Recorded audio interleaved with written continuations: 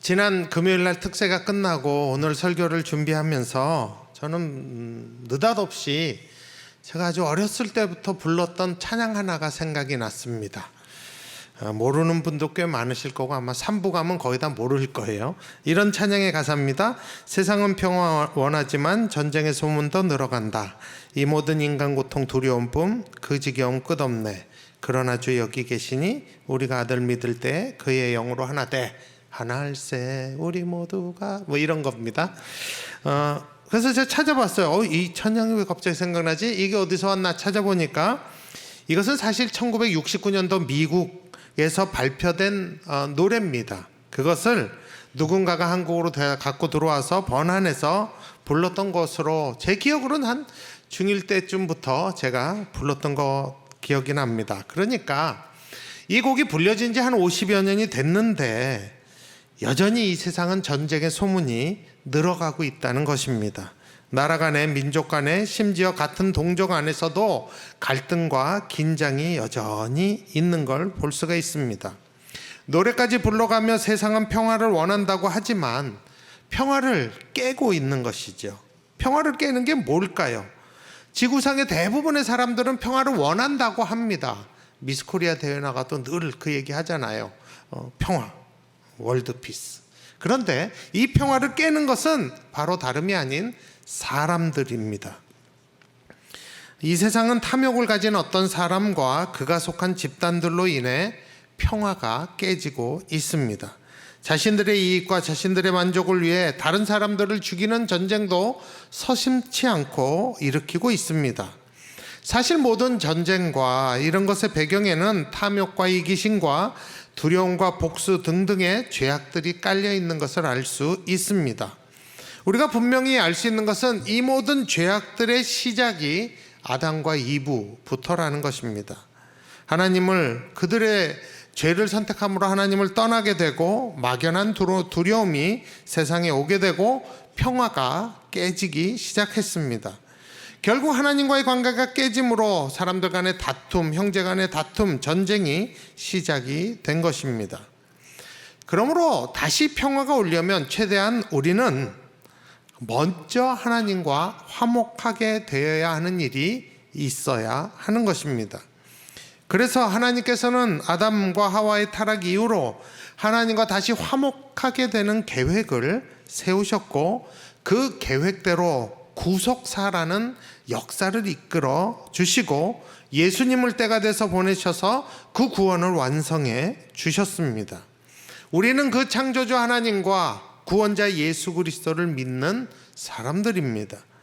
세상에서는 평화를 얘기할 때 단지 표면적으로 전쟁이 없는 상태라고 얘기하지만 그러나 하나님 나라에서는 근본적으로 죄인과 하나님과 다시 화목하게 되는 것이 그게 바로 평화입니다. 하나님과 화목하게 되면 그 마음에 있는 근본적인 미움과 다툼과 분노가 해결되기 시작합니다. 그리고 그러한 사람들로 인해 다시 평화를 가져오는 화평케 하는 사람, 화목케 하는 사람으로 변해가게 됩니다. 그래서 사람들 사이에도 미움과 전쟁 대신 평화가 찾아오게 됩니다. 오늘 본문에도 예수님께서는 그 평화를 가져오는 것도 분명히 사람, 화평케 하는 자, 화목케 하는 자라고 말씀하십니다. 특별히 하나님 나라 천국을 사는 예수님의 제자들은 화평케 하는 자라고 하고 화평케 하는 것이 화목케 하는 것이 행복이라고 말씀하고 계십니다. 오늘 본문 마태복음 5장 9절을 원문에 있는 순서대로 제가 그냥 제 번역으로 읽어보겠습니다. 첫 단어가 행복하다. 화평하게 하는 자들이요. 왜냐하면 그들이 하나님의 아들들이라 일컬음을 받을 것이기 때문이다가 오늘 9절에 헬라어에 있는 순서대로입니다. 여기서 우리가 먼저 생각해야 할 것이 있습니다. 예수님이 어떤 사실을 가르치실 때 이미 예수님은 그 사실대로 사시고 계시다는 사실입니다. 어떤 것을 가르침으로 주실 때 이미 예수님은 그 가르침대로 살아보셨고 살고 계시다라는 사실입니다. 팔복의 산상수훈의 모든 게 다 그런 것이에요.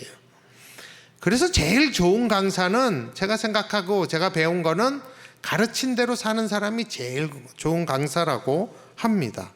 그래서 저도 사실 설교를 준비할 때부터 설교할 때 설교할 후에도 저의 가장 큰 기도 제목은 설교한 대로 살게 해 주옵소서라는 기도 제목입니다. 우리가 예수님의 가르침을 대할 때 그 점을 잊어서는 안 됩니다. 예수님은 육신을 입고 계실 때 이미 팔복의 복된 삶을 살고 계셨습니다. 제자들을 모아놓고 산상수훈을 말씀하실 때 이미 하나님과 사람들을 다시 화목하게 하기 위해 이 땅에 오셨고 화평케 하는 자로 사실 것을 알고 계셨습니다. 그뿐만 아니라 화목해 화평케 하는 자가 누리는 행복을 이미 예수님은 누리고 계셨다는 사실입니다. 그 결과 당신이 하나님의 아들로 증명이 되고 하나님 우편에 앉으실 것을 아셨다고 저는 믿습니다. 그래서 예수님을 따르고 닮아가는 제자들도 다 그러한 행복을 당신처럼 느끼기를 원하셨던 것입니다. 오늘 본문에 화평하게 하는 자 혹은 화목하게 하는 자라는 이 헬라어 단어는 평화라는 단어, 화평, 화목이라는 또 같은 뜻이죠. 플러스 만들다, 행하다라는 뜻의 두 단어가 합쳐진 합성어입니다. 그래서 영어로 표현을 할 땐 peacemakers가 되는 것입니다. 이 peacemakers라는 이 단어는 신약 성경에 딱 두 구절 나오는데 오늘 본문 마태복음 5장 9절에 나오고 골로새서 1장 20절에 나옵니다. 골로새서 1장 20절에 보면 그의 십자가 예수님이죠. 화평을 이루사, 이게 똑같은 단어입니다. 만물고 땅에 있는 것들이나 하늘에 있는 것들이 그로 말미암아 자기와 화목하게 되기를 기뻐하심이라 라고 합니다. 그러므로 화목해 하는 자, 화평하게 하는 자는 일단 예수 그리스도를 뜻하게 되는 것입니다. 그러므로 화평케 된다, 화목케 된다의 첫 단계는 내가 하나님과 먼저 화목하는 것입니다. 그리고 나서 사람 사이에도 분쟁과 시기를 없이 하고 화목하고 사랑하게 살 길이 열리게 되는 것입니다.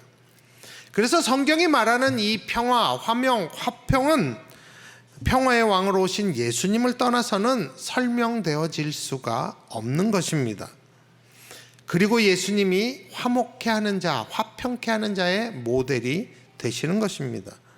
그 예수님을 따르는 제자들도 당연히 화목해 화평케 하는 자들이 되는 겁니다. 고린도후서 5장 18절에 보면 그리스도로 말미암아 제자된 우리에게 무슨 직분을 주셨다고 합니까? 모든 것이 하나님께로서 났으며 그가 그리스도로 말미암아 우리를 자기와 화목하게 하시고 또 우리에게 화목하게 하는 직분을 주셨다고 합니다. 예수님은 이 땅에 화목케 하는 자로 오셨습니다. 그 예수님으로 말미암아 우리가 하나님과 화목하게 되고 우리로 말미암아 세상을 또 화평하고 화목하게 하는 자로 만드시는 직분을 주셨다고 합니다. 직분을 줬다는 게 뭐예요? 그렇게 살도록 애쓰고 선택해야 된다는 뜻입니다. 아시겠지만 이것은 우리 힘과 의지로만 되는 것이 아닙니다. 그러므로 우리가 화평하게 오신, 화평자로 오신, 화목자로 오신 예수님을 바라보고 따라가고 흉내내야 그렇게 되어가는 것입니다. 예수님께서 십자가를 지고 피를 다 쏟으셨지만 예수님은 우리를 생각하실 때 그 안에 행복한 감정이 있으셨습니다. 그래서 화목하게 하는 자로 느끼신 행복이, 예수님이 느끼신 행복이 무엇일까요? 본문이 얘기한 것이에요. 하나님의 아들이라 일컬음을 받는 행복입니다. 하나님의 아들들이라 일컬음을 받는다는 게 구체적으로 무슨 뜻일까요? 첫 번째, 아들이 아버지를 닮듯이 그렇게 하나님을 닮아간다는 것입니다. 내 성품이 하나님 성품으로 닮아간다는 것이에요. 여러분, 사람들은 자기가 좋아하고 존경하는 사람 닮고 싶어 합니다. 저도 제가 닮고 싶은 사람이 있겠죠. 그 사람 닮았다는 소식 들으면 굉장히 기분 좋습니다. 아마 우리 크리스찬들에게 제일 듣기 좋은 소리가 있다면 하나님 닮았다는 소리일 것입니다. 여러분 상상해 보세요. 우리가 만약 이런 소리를 들어보세요. 너를 보니 하나님 보는 것 같구나. 얼마나 행복할까요? 아니, 내가 믿고 좋아하는 하나님이라면 나도 믿고 닮고 싶다. 여러분, 이런 말 듣는 것이 아마 우리 일평생의 소원일 것입니다. 하나님의 아들이라 일컬음을 받는다는 것은 하나님을 닮아간다는 것을 인정하는 말입니다. 하나님이 위로하시듯 하나님을 닮은 나를 통해 그 위로가 흘러가는 것이에요. 하나님이 치료하듯이 하나님을 닮은 나를 통해 그 사람이 치료받는 것이에요.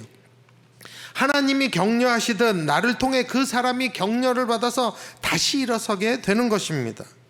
하나님을 닮아가는 나를 통해 한 영혼이 다시 산다는 것은 정말 행복하고 영광스러운 일입니다. 나를 보면서 하나님을 볼 수 있다는 것, 우리 인생에서 가장 큰 영광이 되고 행복감이 될 것입니다. 그래서 예수님이 그런 말씀하셔요. 야, 나를 보고도 하나님을 못 봤냐? 라는 말씀을 하시잖아요. 나를 보면 하나님을 볼 수 있다는 그 행복, 하나님을 닮는 행복이 예수님 안에 충만하셨던 것입니다. 우리도 하나님을 닮아갈 때 그 예수님이 느꼈던 행복을 느끼게 될 것입니다. 또한 하나님의 아들들이라 일컬음을 받는다는 두 번째 뜻은 하나님의 소유가 된다는 의미입니다. 헬라어로 일컬음을 받다라는 이 단어는 소유된다라는 뜻도 있다고 합니다. 여러분 생각해 보세요. 여러분이 정말 아끼는 어떤 보물 같은 게 있어요. 그걸로 행복해지고 든든해지지 않겠습니까? 아, 내가 저런 걸 소유하고 있구나. 여러분, 우리가 화목해하는 자로 살아갈 때 하나님이 우리에게 야, 역시 넌 내 거야. 넌 내 거야. 넌 내 소유야. 라고 말씀하시는 것입니다. 하나님이 나를 계속 내 소유로 삼아주시고 나를 기뻐하시고 나를 자랑하신다는 것이 얼마나 행복한 일입니까? 예수님은 하나님 아버지가 자기를 아끼고 붙잡고 계시다는 그 행복을 아시고 누린 분이십니다. 그렇기 때문에 십자가를 지는 내 뜻대로 마옵시고 아버지 뜻대로 하라고 말씀하실 수 있었던 것입니다. 우리가 찬송가 가사처럼 온 세상 날 버려도 주 예수 안 버려. 정말 이게 믿어지면요, 여러분 행복해집니다. 조금 사람들이 오해하고 조금 그래도 온 세상 날 버려도 주 예수 안 버려. 이 사실 하나만 갖고도 우리가 정말 행복해집니다. 이렇게 하나님을 닮아가고 하나님이 나를 그의 소유 삼으셔서 있다는 것은 화평하는 자들에게, 화목하는 자들에게 주시는 특권이요 행복입니다. 그렇다면 우리가 화목하게 하는 자로, 화평케 하는 자로 어떻게 살아야 될까요? 첫 번째, 화평을 구하라, 화목을 구하라 입니다. 성경은 화평을 구하라고 베드로전서 3장 11절에서 명령합니다. 악에서 떠나 선을 행하고 화평을 구하며 그것을 따르라 라고 합니다. 화평을 구한다는 게 뭐예요? 그건 먼저 화평자이신 예수님을 갈구하고 사모한다는 뜻입니다. 나의 화목자의 모델로 예수님을 삼고 그분을 바라보고 그분께 기도한다는 것이에요. 예수님처럼 화평케 하는 자로, 화목케 하는 자로 살도록 기도하는 것이에요. 하나님과 늘 친밀하도록 하는 것입니다. 그래서 나를 심으신 곳에서, 그곳이 직장이든 학교든 가정이든 나라든 민족이든 열방이든 하나님과 화목하게 되고 다툼과 시기가 사라지도록, 평화가 임하도록 관심을 갖고 그것을 구하는 그런 삶이 화목을 구하는, 화평을 구하는 삶입니다. 우리는 그렇게 살아야 합니다. 여러분이 계신 곳에서 화목해야 될 상황이나 그런 현장 가운데 여러분이 계신다는 걸 느끼고 성령님이 야, 네가 좀 구해라 그러면 그때 기도하셔야 합니다. 이곳에 하나님의 평화가 임하게 해달라고. 그리고 혹시 나를 통해 화목해 되는 일이 있다면 주님 나를 써달라고 기도하셔야 합니다. 또 두 번째, 우리는 어떻게 살아야 하냐면 화평을 따르라, 화목을 따르라, 따르는 삶을 살아야 됩니다. 디모데후서 2장 22절에 또한 너는 청년의 정욕을 피하고 주를 깨끗한 마음으로 부르는 자들과 함께 의와 믿음과 사랑과 화평을 따르라 라고 돼 있어요. 여러분, 어떻게 예수님이 화평케 하는 자로 사셨는지 그 길을 따라가며 우리는 살아야 합니다. 예수님은 하나님과 우리를 화목케 하기 위해서 자신을 버리셨습니다. 빌립보서 2장 6절에서 8절에 그것을 명백히 증거합니다. 예수님은 근본 하나님의 본체시나 하나님과 동등됨을 취할 것으로 여기지 아니하시고 오히려 자기를 비워 종의 형체를 가지사 사람들과 같이 되셨고 사람의 모양으로 나타나사 자기를 낮추시고 죽기까지 복종하셨으니 곧 십자가에 죽으심이라. 화목하는 자로, 화평케 하는 자로 살기 원한다면 우리는 우리 자신을 비우고 낮아져야 합니다. 자기를 부인하는 것이, 예수님과 같이 자기를 부인하는 것이 화목을 따르는 길입니다. 여러분, 우리는 본성적으로 손해보기 싫어하고 용서하기 싫어하고 저 인간은 어떻게 좀 밟고 다시 일어서서 본때를 보여주고 싶은 마음, 또 직접 원수고 갖고 싶은 마음이 있습니다. 그게 우리 옛사람이에요. 그게 우리 본성입니다. 그런 마음이 들 때마다 화평을 따르는 자들은 그 모든 마음을 십자가에 못 박아 죽었습니다 라고 고백하는 자들입니다. 그것이 화평을 따르는 자의 모습입니다. 근데 여러분, 우리가 명심해야 될 것은 화평을 따르는 자들에게 주시는 보상이 있다는 것입니다. 방금 읽었던 빌립보서 2장 6절에서 8절 보면 바로 다음 장 9절에 그 보상을 말씀합니다. 이러므로 하나님이 그를, 예수님을 지극히 높여 모든 이름 위에 뛰어난 이름을 주사라고 합니다. 화평케 하는 자로, 화목케 하는 자로 자기를 비우고 화평을 쫓은 따른 그 예수님의 이름을 하나님이 직접 높이셨다고 합니다. 오늘 본문은 그것을 어떻게 표현을 해요? 하나님의 아들이라 일컬음을 받으리라로 표현을 하는 것입니다. 화평을 따르는 것, 화목케 하는 것, 쉬워 보이지 않고 즐거워 보이지도 않는 십자가의 길입니다. 그러나 그 길 끝에 보상이 있고 행복이 있다는 것을 우리는 알아야 합니다. 우리 대장 되신 예수님이 이미 그 길을 가 보신 것입니다. 그리고 하나님께서 그를 높이셨습니다. 혹시 여러분의 삶의 현장에서 화목케 하는 자로 네가 이렇게 좀 해라, 성령이 감동하시면 나를 부인하고, 그렇게 하기 싫어하는 나를 부인하고 순종하시는 것이 화평을 따르는 자의 삶입니다. 손해를 좀 보더라도 하는 것이 화평을 따르는 것입니다. 그렇게 하면 우리가 하나님을 닮아갑니다. 하나님이 그럴 때마다 역시 넌 내 소유다, 내 아들이다, 내 딸이다 그러면서 주시는 하늘의 행복이 있다는 것을 잊어서는 안 됩니다. 세 번째, 우리는 화평을 누리며 살아야 됩니다. 누리라입니다. 로마서 5장 1절에 보면 그러므로 우리가 믿음으로 의롭다 하심을 받았으니 우리 주 예수 그리스도로 말미암아 하나님과 화평을 누리자라고 되어 있습니다. 성부, 성자, 성령 하나님이 친밀한 화평의 교제를 나누십니다. 우리도 하나님과 예배를 통해 그런 교제를 누려야 합니다. 세상이 줄 수 없는 평안을 주시는 그 화평의 하나님, 내 안에 충만하시도록 그 화목이, 그 화평이 흘러넘치도록 해야 합니다. 그 역사, 화평케 하는 역사를 누리며 우리가 살아야 합니다. 크든 작든 우리가 체험할 필요가 있습니다. 나를 통하여 한 사람이라도, 한 가정이라도, 한 부서라도 화평하게, 화목하게 될 때 우리 안에 주는 그 기쁨, 그것을 누려야 합니다.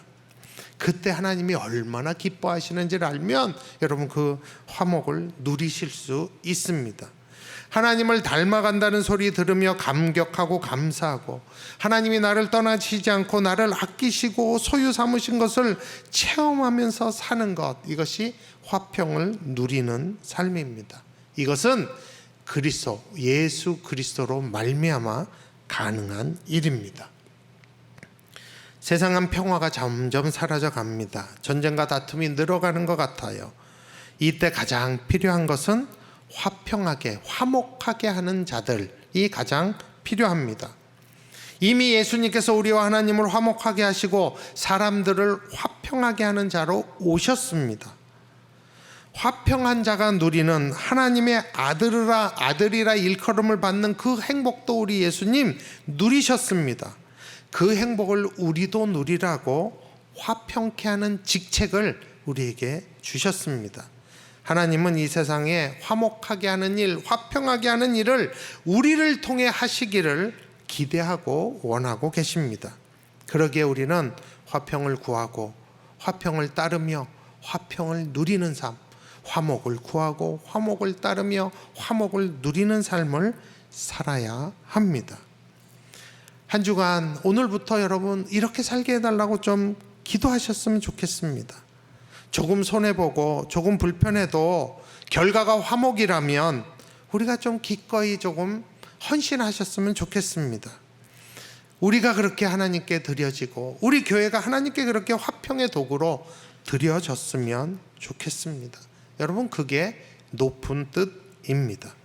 우리가 이 높은 뜻을 가지고 화평하게 하도록 낮아지고 양보하고 우리로서 인해서 누군가 우리를 통해 하나님을 보고 하나님과 화목해 됐으면 좋겠습니다. 그래서 누군가가 먼 훗날이라도 난 당신을 보고 하나님을 봤다, 하나님 만났다, 이 고백, 그래서 하나님의 아들과 하나님의 딸로 일컬음을 받는 그 영광을 저와 여러분이 누렸으면 좋겠습니다. 담임 목사로 마지막으로 부탁드립니다. 선교한국 우리에게 주신 사명입니다. 우리의 자랑스러운 파송 선교사님과 우리 협력 선교사님들과 함께 우리 높은 뜻 푸른 교회는 화평하게 하는 자로 쓰임 받기를 원합니다. 올 한 해 정말 선교한국을 위해, 선교하는 우리의 사명을 위해 화목을 구하고 화목을 따르고 화평을 누리도록 우리 선교지에 계신 선교사님들 꼭 기도해 주시기 바랍니다. 그리고 그 일에, 선교의 일에 우리가 같이 선교사적 삶을 살면서 동참하는 일을 했으면 좋겠습니다. 여러분, 선교지에 관심 계속 가져주시기를 꼭 부탁드립니다. 또 하나, 통일한국을 위해서 저와 우리 교회가 화목케 하는 자로, 화평케 하는 자로 쓰임받았으면 좋겠습니다. 그냥 북한 동포를 어떤 이념이나 정치적인 계산을 다 떠나서 그냥 순수하게 하나님의 마음으로, 하나님의 사랑으로 섬기는 일에 우리 교회가, 또 제가 쓰임받았으면 좋겠습니다. 저는 그 일에 제일 앞장서고 싶은 마음이 있습니다. 우리 교회가 그렇게 됐으면 좋겠습니다. 근데 아시다시피 우리가 지금 그것을 위해서 화평을 따르고 화평을 누릴 수 있는 상황은 아닙니다. 그렇기 때문에 우리는 이 일에, 통일한국을 위해서는 화평을 구하는 삶을 살아야 합니다. 여러분, 북한을 위해서, 통일을 한국을 위해서 꼭 기도해 주시기 바랍니다. 여러분의 기도에 통일한국이 꼭 들어갔으면 좋겠습니다. 하나님의 뜻이 우리 조국과 한반도에서 이루어지도록 한마디라도 하나님의 뜻이 임하게 해달라고, 이루어달라고 기도하는 저와 여러분이 됐으면 좋겠습니다. 우리를 심으신 곳에서 화평하게 하는 자로 하나님께 드려지는 한 해 화목을 구하고 화목을 따르고 화평을 누리는 한 해가 되기를 원합니다. 우리 같이 찬양하시겠습니다.